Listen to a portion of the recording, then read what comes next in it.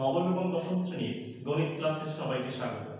আমি নবীন সরকার, প্রভাষক, Khulna collectorate public school and college, Khulna. আজ আমরা যে অধ্যায়টি আলোচনা করব সেটি হচ্ছে অধ্যায় 9 এর ত্রিকোণমিতিক অনুপাত। ত্রিকোণমিতিক অনুপাত, দ্যাট ইজ ত্রিকোণমিতিক রেশিও। ত্রিকোণমিতি শব্দটি গ্রিক শব্দ ট্রি অর্থাৎ তিন, গণ অর্থাৎ ভাগ, আর মেট্রন অর্থাৎ পরিমাপ দ্বারা গঠিত। ত্রিকোণমিতি ত্রিভুজের বাহু এবং কোণের মধ্যে সম্পর্ক বিষয়ে পাঠদান করে। ত্রিকোণমিতি যে কাজটি করবে সেটি ত্রিভুজের বাহু ও কোণের মধ্যে সম্পর্ক বিষয়ে পাঠদান করা হবে ত্রিকোণমিতিতে।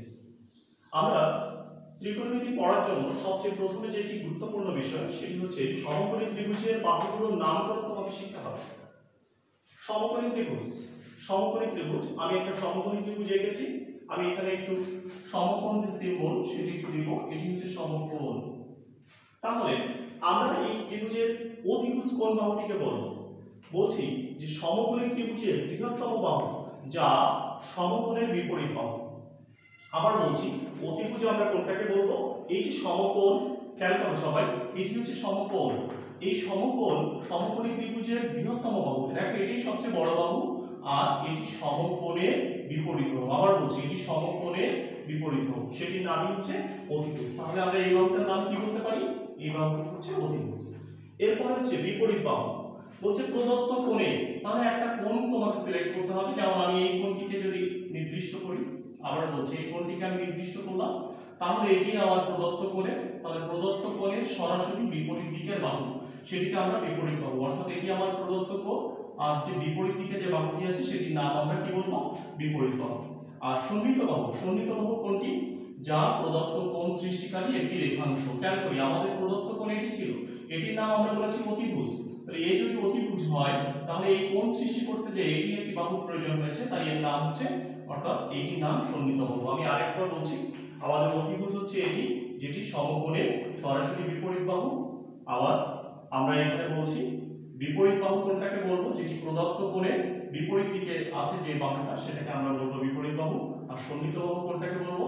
প্রদত্ত কোণ সৃষ্টিকারীতে যে রেখাংশটি, প্রদত্ত কোণ সৃষ্টিকারী একটি রেখাংশ।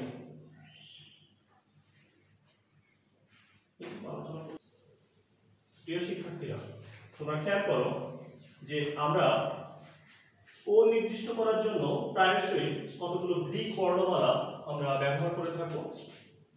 গ্রিক বর্ণমালার 6টি বহুল ব্যবহৃত বর্ণ হলো, এটিকে আমরা বলছি আলফা, এটিকে বিটা, এটি গামা, এটির নাম হচ্ছে থিটা, এটি ফাই, আর এটি হচ্ছে ওমেগা। আবার বলছি, এটিকে আমরা কি বলবো? আলফা, এটি বিটা, এটি গামা, থিটা, এটি হচ্ছে ফাই, এটি হচ্ছে ওমেগা। আমরা এখন উদাহরণ 1 এর থিটা কোণের জন্য, আবার বলছি থিটা কোণের জন্য অতিভুজ, সন্নিহিত বাহু ও বিপরীত বাহু চিহ্নিত করো, এই সমাধানটি আমরা একটু শিখব। লক্ষ্য করো শিক্ষার্থীরা, এখানে 3টি ছবি আছে, আমরা এক একটি করে ছবির আলোচনায় যাব। এটিকে বলছি চিত্র ক, এটি খ, আর এটি গ। প্রথমে আমরা চিত্র ক এর আলোচনায় যাব। খেয়াল করো, এটি একটি সমকোণী ত্রিভুজ, কারণ এখানে সমকোণ সিম্বলটি দেওয়া আছে, সুতরাং এটি একটি সমকোণী ত্রিভুজ। প্রশ্ন হচ্ছে, এই সমকোণী ত্রিভুজ এটি একটি প্রদত্ত কোণ থিটা। এই থিটা কোণের জন্য তোমাকে কি কি খুঁজে বের করতে হবে? অতিভুজ, সন্নিহিত বাহু ও বিপরীত বাহু। এখন খেয়াল করো, চিত্র ক এর আলোচনায় আমরা আসছি। আমার কোণটি হলো থিটা। আমরা শিখেছি এই সমকোণী ত্রিভুজের সবচেয়ে সমকোণের বিপরীত যে বাহুটি আছে, আবার বলছি সমকোণের বিপরীত যে বাহুটি আছে সেটির নাম অতিভুজ। তাহলে অতিভুজ এখানে কত? অতিভুজ 17। আবার শিখেছি সন্নিহিত বাহু আমরা কাকে বলবো? সন্নিহিত বাহু কাকে বলবো? সন্নিহিত বাহু বলেছি যে প্রদত্ত কোণ সৃষ্টিকারী যে রেখাংশ, এই যে প্রদত্ত কোণ এটির নাম অতিভুজ, আর এটি হচ্ছে প্রদত্ত কোণ সৃষ্টিকারী রেখাংশ, সেটিকে আমরা বলবো সন্নিহিত বাহু। তাহলে সন্নিহিত বাহু আমাদের এখানে 50। বিপরীত বাহু, এই প্রদত্ত কোণ থেকে সরাসরি বিপরীত দিকে যে বাহুটা আছে সেটি কত? 8। নিশ্চয়ই তোমরা বুঝতে পেরেছো। আমরা এখন চিত্র খ এর আলোচনায় যাব। আমাদের প্রদত্ত কোণ এখানে দেয়া আছে থিটা, তাহলে আমাদের এখানে অতিভুজ, এখানে সমকোণ, সমকোণের বিপরীত বাহু, তার মানে হচ্ছে পি। আবার বলছি সন্নিহিত বাহু, সন্নিহিত বাহু হচ্ছে প্রদত্ত কোণ সৃষ্টিকারী যে বাহু, অন্য যে বাহুটা, একটা থাকে অতিভুজ, অন্য যে বাহুটা সেটা হবে কিউ। আর এই কোণের সরাসরি বিপরীত দিকে যেটা আছে সেটার নাম বলছি আমরা। ঠিক একই ভাবে এখানেও আমাদের যেটা অতিভুজ, অতিভুজের নাম হবে হচ্ছে ই এফ। সন্নিহিত বাহু, সন্নিহিত বাহুর নাম হবে এ জি। আর আমাদের এখানে বিপরীত বাহুর নাম হবে, এই কোণের বিপরীত দিকে যেটা আছে সেটাকে আমরা বলছি ই জি। প্রিয় শিক্ষার্থীরা, আমরা এখন যে বিষয়টি আলোচনা করব সেটি হচ্ছে সূক্ষ্ম কোণের ত্রিকোণমিতিক অনুপাত। তোমরা লক্ষ্য করো, আমি একটা সূক্ষ্ম কোণ নিয়েছি, সূক্ষ্ম কোণের নামটি হচ্ছে এ ও এক্স কোণ। আবার বলছি এ ও এক্স কোণ একটি সূক্ষ্ম কোণ। তাহলে এটি যদি একটা সূক্ষ্ম কোণ হয়, দেখো ও এ রশ্মির উপর যে কোনো একটি বিন্দু নিয়েছি পি। খেয়াল করো এখানে যে কোনো একটি বিন্দু হচ্ছে পি। পি থেকে ও এক্স এর উপর পি এর লম্ব রেখেছি। আবার বলছি পি বিন্দু থেকে ও এক্স এর উপর পি এম লম্ব অঙ্কন করেছি। তাহলে আমরা যেটি পেলাম একটা সমকোণী ত্রিভুজ পেয়ে গিয়েছি। সমকোণী ত্রিভুজটির নাম হলো ও পি এম। আবার বলছি একটা সমকোণী ত্রিভুজ পেয়েছি, সমকোণী ত্রিভুজটির নাম হলো ও পি এম। এই সমকোণী ত্রিভুজের তিনটি বাহু আছে। দেখো একটা বাহু, দুটো বাহু আর হচ্ছে তিনটা বাহু। এই তিনটি বাহুকে আমরা 6টি অনুপাতে বিভক্ত করতে পারি। আবার বলছি সমকোণী ত্রিভুজে তিনটি বাহু পেয়েছি, এই তিনটি বাহুকে আমরা 6টি অনুপাতে বিভক্ত করতে পারি। সেই অনুপাতগুলোর নামকরণ তোমাদের নিচে দেখানো হলো, যেটাকে আমরা বলছি sin theta, sin theta. sin theta সমান সমান, খেয়াল করতে হবে এইটা হচ্ছে আমাদের থিটা কোণ, তাহলে sin থিটা সমান সমান pm বাই, এটা বলছে OP। pm মানে কি ছিল আমাদের এই কোণের বিপরীত বাহু, তার মানে এটি হচ্ছে বিপরীত বাহু বাই অতিভুজ। এই sin থিটা এর পূর্ণ রূপ হলো থিটা কোণের sin, সেটাকেই আমরা নরমালি এভাবে এটাকে পড়তে হবে থিটা কোণের sin। তাহলে এই sin এর সংক্ষিপ্ত রূপ হলো কিন্তু sin। তাহলে আমরা যেটা দেখলাম sin থিটা হচ্ছে বিপরীত বাহু বাই অতিভুজ, cos থিটার ক্ষেত্রে সন্নিহিত বাহু বাই অতিভুজ, কিন্তু cos থিটা আমরা এই পূর্ণ রূপটা হচ্ছে cosine। আবার খেয়াল করি tan থিটা সমান সমান বিপরীত বাহু বাই সন্নিহিত বাহু। এখানে আমরা এটাকে যদি পড়ি পূর্ণ রূপ থিটা কোণের ট্যানজেন্ট, মূলত এটাকে পড়তে হয় থিটা কোণের ট্যানজেন্ট। ঠিক একই ভাবে তোমরা লক্ষ্য করবে tan এর বিপরীত হচ্ছে cot। ঠিক tan এ ছিল বিপরীত বাহু বাই সন্নিহিত বাহু, cot এর ক্ষেত্রে ছিল সন্নিহিত বাহু বাই বিপরীত বাহু। ঠিক sec আর cos এই দুটো কিন্তু বিপরীত। দেখো sec থিটাতে কি ছিল, cos sec থিটাতে হবে অতিভুজ বাই সন্নিহিত বাহু, cos থিটাতে ছিল সন্নিহিত বাহু বাই অতিভুজ। আর শেষে যেটা আমরা দেখব সেটি হচ্ছে cosec থিটা। cosec থিটা আর sin এরা বিপরীত। sin এ কি ছিল বিপরীত বাহু বাই অতিভুজ, আর cosec থিটাতে কি হবে অতিভুজ বাই বিপরীত। cosec থিটার পূর্ণ রূপটা কি দেখো, আমরা মূলত এটাকে ঠিক আছে cosec থিটা পড়ে থাকি, কিন্তু এর সঠিক পড়া হলো থিটা কোণের কোসেক্যান্ট। ঠিক আছে, এই পূর্ণ রূপগুলো তোমরা অবশ্যই এই পুরো জিনিসগুলো অবশ্যই তোমাকে মুখস্থ করতে হবে। এভাবে মুখস্থ করবে sin থিটা সমান সমান বিপরীত বাহু বাই অতিভুজ, cos থিটা সমান সমান সন্নিহিত বাহু বাই অতিভুজ, tan থিটা সমান সমান বিপরীত বাহু বাই সন্নিহিত বাহু। ঠিক আছে, এভাবে তোমাদের মুখস্থ করতে হবে। আমরা উপরের আলোচনা থেকে আমরা যেটা শিখলাম সেটি আসলে দেখো, শিখেছিলাম যে sin থিটা আর cosec থিটা আসলে বিপরীত, তাই আমরা বলতে পারি sin theta equal 1 cosec theta. আমরা দেখেছিলাম যে cos থিটা আর sec থিটা বিপরীত, তাই আমরা বলতে পারি cos থিটা সমান সমান 1 sec থিটা। আর tan থিটার সময় আমরা বলতে পারি sin theta by cos theta, আবার একবার বলতে পারি 1 cot থিটা। অর্থাৎ tan থিটার দুটো সূত্র কখন কোনটি ব্যবহার করতে হবে এটি বুঝে ব্যবহার করতে হবে, আপাতত তোমাদের এটিকে মুখস্থ করতে হবে। আমি আবারও বলছি sin থিটা সমান সমান 1 cosec থিটা, কারণ আমরা একটু আগেই পড়েছিলাম sin থিটা আর cosec থিটা এর বিপরীত।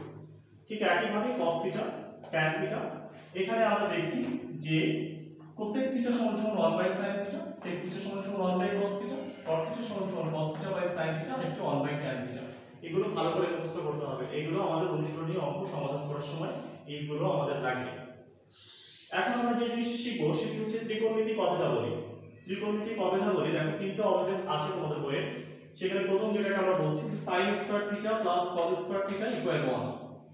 এটিকে যদি একটু পক্ষান্তর করি, খেয়াল করো sin স্কয়ার থিটা বাম পক্ষে থাকলো, এটিকে ডান পক্ষে নিয়ে গেলাম, তার মানে এটি আরেকটি রূপ হতে পারে, যেমন sin স্কয়ার থিটা সমান 1 cos স্কয়ার থিটা। ঠিক একইভাবে যদি তুমি cos স্কয়ারকে বাম পক্ষে রেখে দাও, এটাকে ডান পাশে নিয়ে যাও, তাহলে থাকে cos স্কয়ার থিটা সমান 1 sin স্কয়ার থিটা। অর্থাৎ এই তিনটি এটি একই রূপ। ঠিক একইভাবে এখানে দেখো sec square theta minus tan square theta equal 1। ঠিক এখানে আমরা বলতে পারি যে sec স্কয়ার tan স্কয়ার থিটাকে যদি আমরা পক্ষান্তর করি, তাহলে বলতে পারি sec স্কয়ার থিটা সমান 1 tan স্কয়ার থিটা। আবার এখানেও আমরা বলতে পারি sec square theta minus 1 equal tan square theta. ঠিক একইভাবে এখানেও আছে যে cosec square theta minus cot square theta equal 1, এখানে আছে cosec স্কয়ার থিটা সমান 1 cot স্কয়ার থিটা। আর এখানে আবার বলতে পারি cosec স্কয়ার থিটা এই 1 টাকে যদি এই পাশে নিয়ে আসি, তাহলে -1 এটিকে ওই পাশে পক্ষান্তর করলাম ইকুয়াল cot স্কয়ার থিটা। অর্থাৎ এই প্রত্যেকটি তোমাদের খুব সুন্দর করে মুখস্থ করতে হবে। আমরা এই প্রত্যেকটিকে আসলে প্রমাণ করা যায়, আমরা একটি প্রমাণ আমি শিখিয়ে দেব, বাকি প্রমাণগুলো তোমরা নিজেরা বাসায় প্র্যাকটিস করবে। প্রথমে বলছি যে প্রমাণ করো যে sin square theta plus cos square theta equal 1। অর্থাৎ এই প্রমাণটি আমি তোমাদের শেখানোর চেষ্টা করছি, তোমরা বাসায় এই প্রমাণটি এবং এই প্রমাণটি নিজেরা প্র্যাকটিস করবে। খেয়াল করি, প্রথমে বলেছি মনে করি x ও a একটি সূক্ষ্মকোণ, তার মানে আমাদের এখানে একটি সূক্ষ্মকোণ আঁকতে হবে। তাহলে আমরা একটি সূক্ষ্মকোণ এঁকে নিই।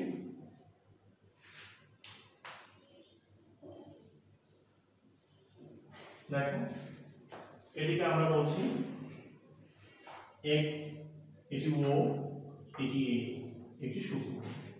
খেয়াল করো একটু আগে আমরা বলেছিলাম যে এর উপরস্থ যে কোনো একটা বিন্দু আমরা নিয়েছিলাম p, p থেকে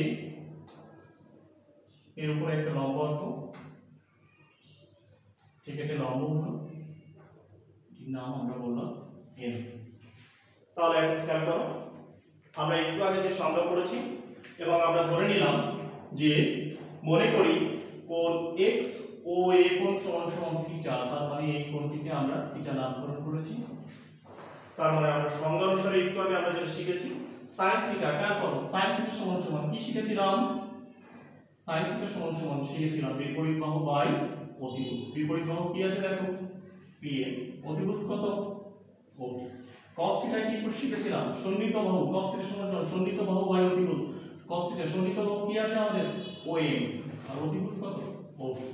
এখন দেখো বাম পক্ষ আমরা যেটা প্রমাণ করতে চাই যে বাম পক্ষ এই অংশটুকু আমরা লিখছি sin square theta plus cos square theta. তোমাদের আমি একটা জিনিস এখানে বলে দিই যে sin স্কয়ার থিটা মানে আর কিছুই না, sin স্কয়ার থিটা এটা তোমাকে মনে রাখতে হবে, এটি আসলে আর কিছুই না, এটি আসলে হচ্ছে sin থিটা তার হোল স্কয়ার। তাই আমি এখানে লিখেছি sin square theta plus cos square theta. দেখো sin স্কয়ার থিটা মানে আর কিছুই না sin থিটা তার whole square plus cos square theta মানে আর কিছুই না, এটা হচ্ছে cos থিটা তার হোল স্কয়ার। এখানে দেখো তার মানে আমরা sin থিটা মানে কি জানি এখান থেকে pm বাই op, তাই বসিয়েছি pm বাই op তার whole square plus cos theta মানে কি om বাই op তার হোল স্কয়ার।